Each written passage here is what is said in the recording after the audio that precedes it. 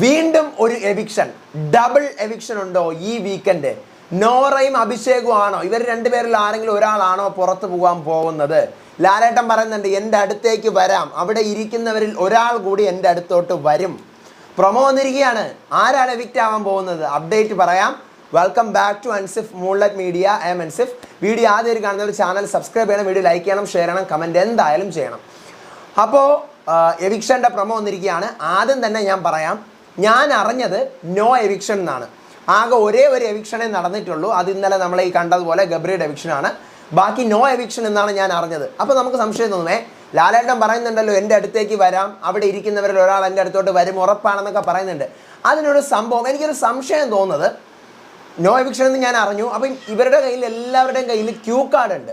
അപ്പം ഓരോരുത്തർ, ഇപ്പം സിജോ ഉണ്ട്, അർജുനുണ്ട്, നോറയുണ്ട്, അഭിഷേക് ശ്രീകുമാറുണ്ട്, ജിൻഡോ ഉണ്ട്. ഇവരുടെ 5 പേരുടെ വിധി നാളെ പറയാം എന്ന് പറഞ്ഞിട്ടാണ് ലാലേട്ടൻ ഇന്നലെ. അപ്പോൾ ലാലേട്ടൻ പറയണം, നിങ്ങളെ വിധി ഞാൻ നാളെ പറയാമെന്ന് പറഞ്ഞിരുന്നു, പറയാൻ പോവാണ് എന്ന് പറഞ്ഞിട്ട് ക്യൂ കാർഡ് എടുക്കുന്നു.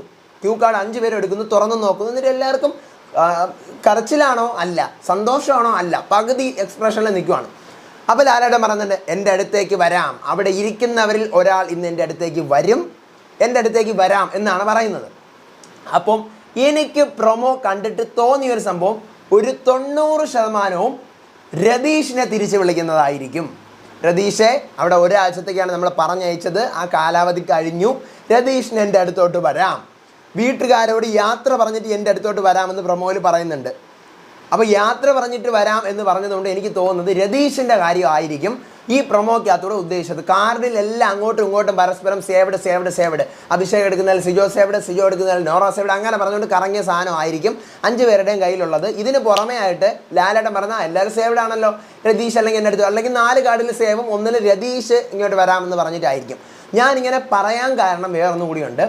ഹോട്ട്സ്റ്റാറിൽ പോൾ ഇട്ടിട്ടുണ്ടായിരുന്നു, രതീഷ് എത്ര നാൾ ബിഗ് ബോസ് വീടിനകത്ത് നിൽക്കണം.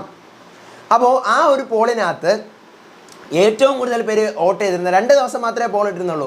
ഒരാഴ്ച ഉണ്ടായിരുന്നു, ഒരു ദിവസം ഉണ്ടായിരുന്നു ഫിനാലെ വരെ. അപ്പോൾ ഒരാഴ്ചയാണ് ഏറ്റവും കൂടുതൽ പേര് വോട്ട് ചെയ്തത്. ഞാൻ അവസാനം നോക്കിയപ്പോൾ കണ്ടത് അങ്ങനെയാണ്. അപ്പോൾ അതുകൊണ്ട് ഒരാഴ്ച കഴിഞ്ഞല്ലോ, അപ്പോൾ രതീഷ് വന്നിട്ട് ഒരാഴ്ച കഴിഞ്ഞു. അപ്പോൾ അതുകൊണ്ട് രതീഷിനെ തിരിച്ച് വിളിക്കുന്നതായിരിക്കും ലാലേട്ടൻ.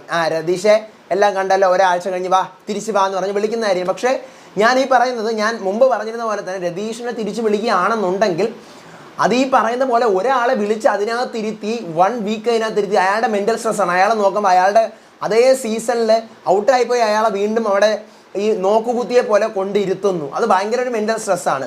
ഒന്നുകിൽ ലാലേട്ടൻ രതീഷിനെ തിരിച്ച് വിളിച്ചുകൊണ്ട് രതീഷെ നിങ്ങൾ കണ്ടസ്റ്റൻ്റ് ആണെന്ന് പറഞ്ഞ് സീക്രട്ട് റൂമിലെടുത്ത് അങ്ങനെ എന്തെങ്കിലും ഒരു ട്വിസ്റ്റ്, ഞാനൊരു ട്വിസ്റ്റ് പ്രതീക്ഷിക്കുന്നുണ്ട്. നമുക്ക് നോക്കാം. ഒരു ട്വിസ്റ്റ് എനിക്ക് തോന്നുന്നു. കാരണം ഈ പറയുന്ന പോലെ രതീഷിനെയാണ് ഞാൻ ഇപ്പോഴും സാധ്യതയാണ് പറയുന്നത്. നോ എവിക്ഷനാണ്, അത് അറിഞ്ഞ സംഭവമാണ്, നോ എവിക്ഷനാണ്. പക്ഷേ ഈ പറയുന്ന പോലെ ലാലേട്ടൻ ഒരാളെ വിളിക്കുന്നത് കൊണ്ട് അത് രതീഷ് ആയിരിക്കാം. രതീഷിനെ വിളിച്ചിട്ട് ഇങ്ങനെ ഒരു സാധനം കൊടുക്കുകയാണെങ്കിൽ എങ്ങനെയായിരിക്കും? രതീഷെ ഗസ്റ്റായിട്ടൊക്കെ പോയി എല്ലാം കണ്ടല്ലോ, അപ്പോൾ രതീഷ് ഇനി കണ്ടസ്റ്റൻ്റ് ആണ്, ഇനി കണ്ടസ്റ്റൻ്റായിട്ട് പോയിട്ട് വരൂ എന്ന് പറഞ്ഞുകൊണ്ടൊക്കെ വിളിക്കുകയാണെങ്കിലോ, ചിലപ്പം ഗസ്റ്റായിട്ടുള്ള രതീഷിൻ്റെ അടുത്തോട്ട് വരാം, കണ്ടസ്റ്റൻ്റ് ആയിട്ടുള്ള രതീഷിനെ അവിടെ ഇരുന്നോളൂ. നമുക്കൊന്നും പറയാൻ പറ്റത്തില്ല, ഒന്നും പറയാൻ പറ്റില്ല. ട്വിസ്റ്റ് ആയിരിക്കും. എന്തായാലും നോ എവിക്ഷനാണ്. ആരും ഔട്ടായിട്ടൊന്നും ഇല്ലെന്നറിയുന്നു. ഇതൊക്കെ നമ്മൾ എത്ര കണ്ടിരിക്കുന്നു. പ്രൊമോയും കാര്യങ്ങളൊക്കെ വരട്ടെ. എൻ്റെ വീട്ടിലെ മരണത്തിൻ്റെ ചടങ്ങാണെന്ന് 40 സോ അതുകൂടി കഴിഞ്ഞാലേ എനിക്കൊന്ന് ഫ്രീ ആവാൻ പറ്റത്തുള്ളൂ. അപ്പോൾ ഞാൻ രാവിലെ വന്ന് വീഡിയോ ഇട്ടു. അപ്പോൾ ഞാൻ അടുത്ത അപ്ഡേറ്റ് ആയിട്ട് വരാം. സോ ചാനൽ സബ്സ്ക്രൈബ് ചെയ്യണം, വീഡിയോ ലൈക്ക് ചെയ്യണം, ബിഗ് ബോസ് ആൻഡ് ഫ്രണ്ട്സിന് ഷെയർ ചെയ്ത് കൊടുത്ത് നമ്മുടെ ചാനൽ ഇൻട്രൊഡ്യൂസ് ചെയ്യണം. മസ്റ്റായിട്ട് നിങ്ങളുടെ അഭിപ്രായങ്ങൾ, നിങ്ങൾക്ക് ഇതുപോലെ എന്നെ പോലെ സംശയം തോന്നിയെങ്കിൽ താഴെ കമൻറ്റ് ചെയ്യണം. എൻ്റെ FB പേജും ഇൻസ്റ്റാ പേജ് ഫോളോ ചെയ്യണം. അടുത്ത അപ്ഡേറ്റ് ആയിട്ട് വരാം, ബിഗ് ബോസിൻ്റെ വിശേഷമായിട്ട് വരാം. അപ്പോൾ അതുവരേക്കും ബൈ ആൻഡ് ടേക്ക് കെയർ.